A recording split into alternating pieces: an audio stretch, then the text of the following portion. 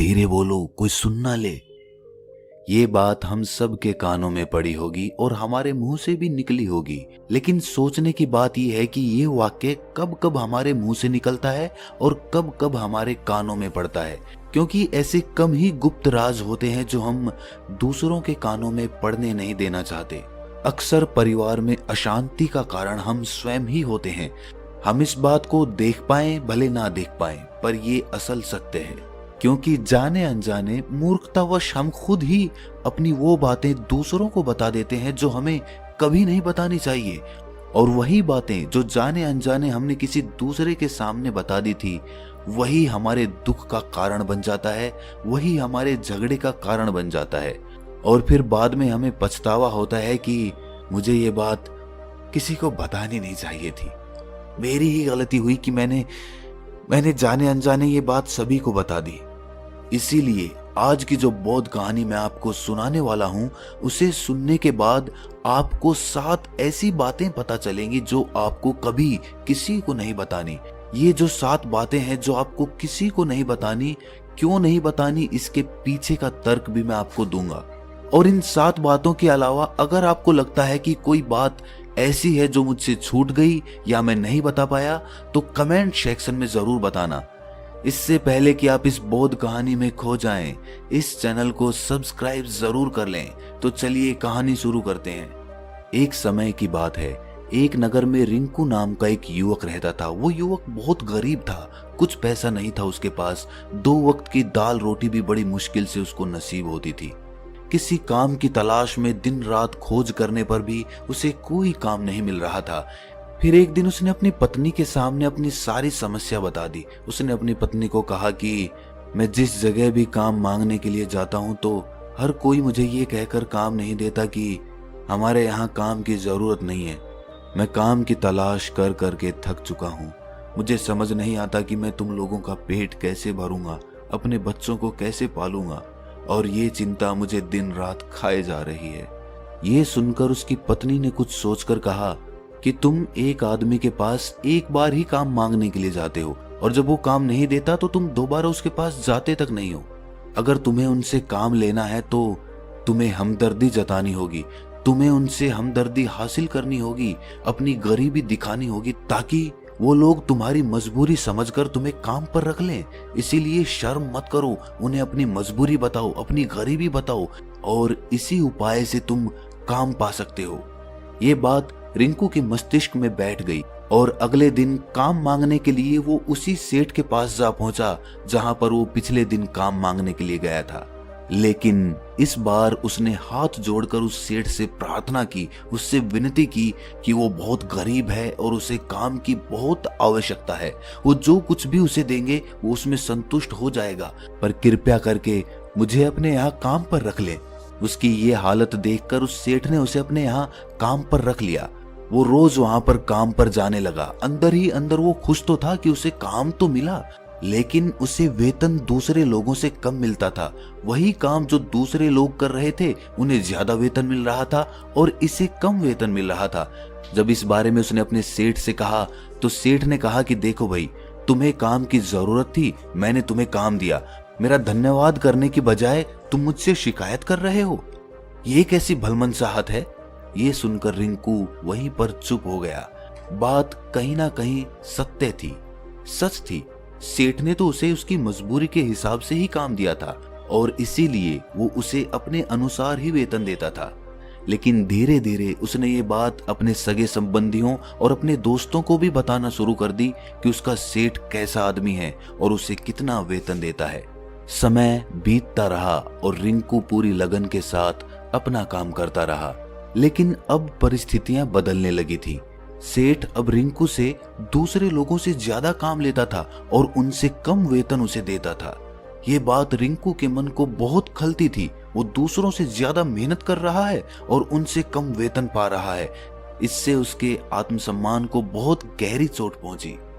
अब धीरे धीरे उसका मन अपने काम से हटने लगा। उसका मन काम में लगता ही नहीं था। जाहिर सी बात है कि ऐसी जगह किसका मन लगेगा जहां आदमी को अपने आत्मसम्मान के साथ समझौता करना पड़े। इसीलिए जल्द ही उसने अपना काम छोड़ दिया और वो घर पर आकर खाली बैठ गया। अब उसके पास घर का खर्चा चलाने के लिए भी पैसे नहीं बचे थे। इसीलिए उसने अपने सगे संबंधियों और अपने दोस्तों से सहायता मांगनी शुरू की। लेकिन उसके दोस्त उसके सामने तो उसे दया का पात्र समझते थे, उसे दिलासा देते थे, लेकिन पीछे से उसका मजाक उड़ाते थे। वो कहते कि कितना बेवकूफ है, सेठ ने इतना काम लिया और बेचारे को पैसे भी नहीं दिए। अरे हम इसको पैसे दे दें तो ये कल हमारा भी पैसा वापस कर पाएगा? इसकी ऐसी हालत है, काम तो इसके पास कुछ है नहीं, पैसा कहां से लाके देगा? और इसी वजह से रिंकू की हालत दिन ब दिन खराब होती जा रही थी। अब वो दिन रात तनाव में रहने लगा था।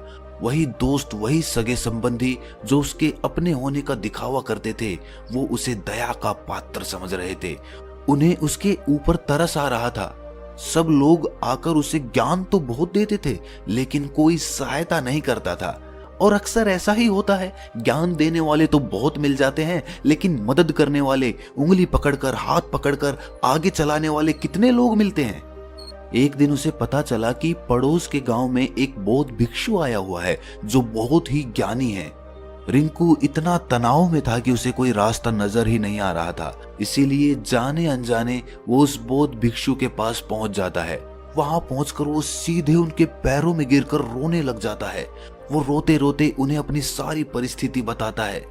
उसे बताता है कि किस तरह उसके सेठ ने उसका फायदा उठाया और उसके सगे संबंधी उसके साथ कैसा व्यवहार रखते हैं। सारी बातें सुनकर बौद्ध भिक्षु ने उसे चुप कराते हुए कहा कि भंते, ये सारी समस्याएं तुम्हारी बुद्धिहीनता, तुम्हारी मूर्खता के कारण उत्पन्न हुई है। अगर तुम्हारे अंदर विवेक होता तो इनमें से एक भी समस्या तुम्हारे चित्त को दुखी नहीं कर सकती थी, लेकिन तुमने अपने अविवेक के कारण, अपनी मूर्खता के कारण खुद ही अपने रास्ते में कांटे बिछा दिए। आज मैं तुम्हें 7 बातें बता रहा हूं जो भूलकर भी किसी को मत बताना, और इन बातों का अनुसरण करते हुए तुम बाहर से मिलने वाले दुखों को तो दूर कर ही सकते हो जो बेवजह दुनिया की वजह से तुम्हारे अंदर पनपते हैं। पहली बात जो किसी को नहीं बतानी चाहिए वो है अपनी मजबूरी। अपनी मजबूरी का दिखावा करके, दूसरों का दया पात्र बनके उनकी सहायता लेने की गलती कभी मत करना। हो सकता है कि आज वो तुम्हारी मजबूरी देखकर तुम्हारी सहायता करते, लेकिन कल वो तुम्हारा फायदा उठाने से भी नहीं चूकेगा, और अगर फायदा भी नहीं उठाया तो दूसरों के सामने तुम्हारा मजाक बनाने में वो आदमी कभी नहीं चूकेगा। इसीलिए कभी भी अपनी मजबूरी का दिखावा मत करो। अगर घर में 2 रोटी है, सूखी रोटी है, तो वही खाकर सो जाओ, लेकिन दूसरों को इसके बारे में भनक तक नहीं लगनी चाहिए। जरा आप खुद सोचो, मजबूरी बताने का क्या प्रयोजन होता है एक इंसान का? या तो वो दूसरों से सहानुभूति हासिल करना चाहता है या उनसे कोई आर्थिक मदद चाहता है। लेकिन अगर दोनों ही परिस्थितियां आप देखें तो दूसरा आदमी आपका फायदा उठाने से नहीं चूकेगा, और अगर वो फायदा नहीं भी उठाएगा तो अपनी नजर में तो वो आपको मूर्ख ही समझेगा, बेवकूफ समझेगा, और दूसरों के सामने आपका मजाक तो जरूर बनाएगा। इसीलिए अपनी मजबूरी के बारे में कभी किसी को मत बताना। दूसरी बात जो किसी को भी नहीं बतानी चाहिए वो है अपनी अतीत की गलतियां और भविष्य की रणनीतियां। जरा सोचो कि अगर हम अपने अतीत की गलतियां किसी दूसरे को बताते हैं तो उसका क्या प्रभाव होगा। वो गलतियां ठीक तो नहीं की जा सकती, जाहिर है, तो उन्हें बताने का क्या प्रयोजन रह जाता है। आप अपने अंधेरे पक्ष को खुद दुनिया के सामने बता रहे हो, खुद अपनी गलतियां दूसरों के सामने बता रहे हो। इससे उस आदमी की नजर में आपका एक चरित्र गठित हो जाएगा और वो भविष्य में हमेशा आपको उसी नजरिए से देखेगा। इसीलिए किसी भी आदमी की नजर में अपना चरित्र गठित मत होने दो। और जरा सोचो कि आप व्यर्थ में ही अपने भविष्य की रणनीतियां दूसरों के सामने बता रहे हो। जो लोग आपके काम का हिस्सा ही नहीं हैं, उनके सामने अपनी भविष्य की रणनीतियां, अपनी डींगे हाँकने का क्या फायदा? वो लोग आपकी सहायता तो नहीं करेंगे, लेकिन आपकी भविष्य की रणनीतियों में बाधा जरूर बन सकते हैं। आप खुद अपने विवेक का इस्तेमाल करिए और सोचिए कि आपके साथ भी ऐसा हुआ है कि आपने अपनी भविष्य की रणनीति किसी को बताई हो और वो कामयाब ही ना हुई हो। जरूर हुआ होगा, जरा गौर से सोचिए। तीसरी बात जो किसी को नहीं बतानी चाहिए वो है अपने घर की बातें। जो भी हमारे घर के अंदर आपस में बातचीत होती है, हमारे माँ बाप के साथ, हमारी पत्नी के साथ, हमारे बच्चों के साथ, वो बातें परिवार तक ही सीमित रहनी चाहिए। अगर आप इन बातों का दूसरों के सामने ढिंढोरा पीटते हो तो दूसरों को आपके घर में घुसने का एक मौका मिल जाता है और वो इसका फायदा उठाने से कभी नहीं चूकेंगे। वो आपके परिवार के सदस्यों को आपसे दूर लेकर जाने की कोशिश करेंगे। अक्सर ऐसा होता है, हम समाज में देखते हैं कि हम अपने घर के झगड़ों को कम करने के लिए उन झगड़ों को अपने पड़ोसियों और दूसरे सगे संबंधियों को बता देते हैं, लेकिन इससे आपको सहायता कभी नहीं मिली होगी, बल्कि आपके घर के लड़ाई झगड़े और ज्यादा बढ़ गए होंगे और वो जाहिर है वो बढ़ेंगे। अगर आप अपने माँ बाप की बात दूसरों को बताएंगे तो आपके माँ बाप को बुरा लगेगा ही कि हमारा बेटा हमसे बताए बगैर दूसरों को ये बातें बता रहा है। इसीलिए अपने घर की बातें और अपने घर के लड़ाई झगड़े किसी के सामने मत बताना। अगली बात जो मैं आपको बताने जा रहा हूं, जो किसी को नहीं बतानी चाहिए, वो सुनने पर बहुत अजीब लग सकती है, लेकिन उसका सत्य भी मैं आपको एक तर्क के माध्यम से दूंगा। मैं कहता हूं कि अपनी आमदनी किसी को मत बताना। अब अपनी आमदनी ना बताने के पीछे क्या प्रयोजन हो सकता है? जरा सोचिए कि आप अपनी आमदनी अपने दोस्तों को बता देते हैं, तो जब आपके दोस्तों को जरूरत पड़ेगी तो वो सिर्फ आपको ही याद करेंगे, क्योंकि उनको पता है कि अगर आपकी आमदनी ज्यादा अच्छी है तो आप ही उनकी मदद कर सकते हैं और इसीलिए ज्यादा लोग आपसे सहायता मांगेंगे। और जब आप उनकी सहायता नहीं करेंगे तो वो सोचेंगे कि इस आदमी के पास पैसे हैं, मेरी सहायता कर सकता है, लेकिन ये सहायता कर नहीं रहा है। और इसीलिए आपकी आमदनी आप दोनों दोस्तों के बीच एक झगड़े का कारण हो सकती है। कम आमदनी होगी तो लोग मजाक उड़ाएंगे और ज्यादा होगी तो सहायता मांगेंगे। तो अपनी आमदनी बताने का कोई प्रयोजन नहीं है।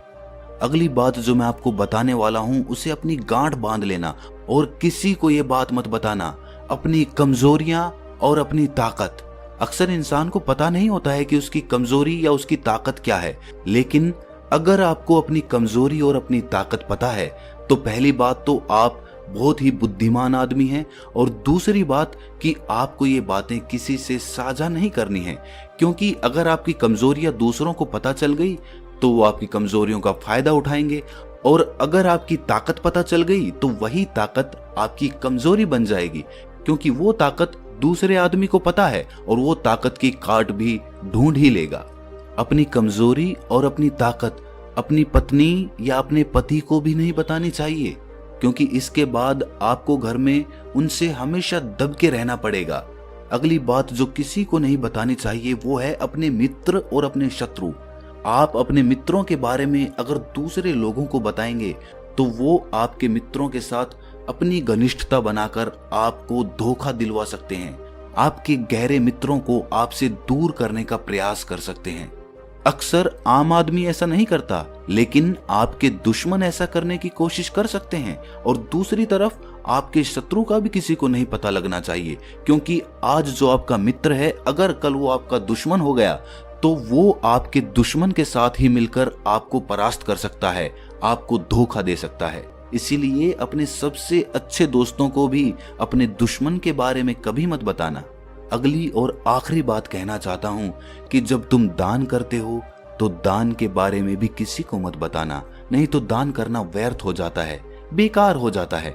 जब आप अपने दान का ढिंढोरा पीटते हो तो आप ये बता रहे हो कि मैं कितना बड़ा दानी पुरुष हूं, और ये आपके अंदर एक अहंकार निर्मित करेगा। इसीलिए दान गुप्त रूप से किया जाए उतना ही अच्छा होता है, उतना ही फलदायी होता है। जब आपका बायां हाथ दान कर रहा हो तो दाएं हाथ को भी ना पता चले कि बायां हाथ दान कर रहा है। ये 7 बातें जो बौद्ध भिक्षु ने रिंकू को बताई, इनमें संसार के सभी सिद्धांत छिपे हुए हैं। इन बातों का अनुसरण करते हुए आप अपने घर में सुख शांति बना सकते हैं और घर के झगड़े हमेशा के लिए दूर कर सकते हैं। आप इन बातों के बारे में अपने विवेक से भी सोचेंगे तो आपको ये बातें सच मालूम पड़ेंगी। और हमारा कहानी सुनाने का मकसद यही है कि आपका विवेक जागृत हो, आप खुद उन बातों के बारे में सोचें जो हम आपको बता रहे हैं, और अगर हम गलत हैं तो आप कमेंट सेक्शन में वो बात जरूर बताएं जिस पर हम गलत हैं। और इनके अलावा भी अगर आप कुछ जानते हैं तो उन बातों को भी कमेंट सेक्शन में जरूर डालें। तो तो दोस्तों कैसी लगी आपको ये कहानी कमेंट सेक्शन में जरूर बताना, और अच्छी लगी तो इस चैनल को सब्सक्राइब जरूर कर लेना। तो मिलते हैं अगली कहानी में, तब तक के लिए अपना ख्याल रखें।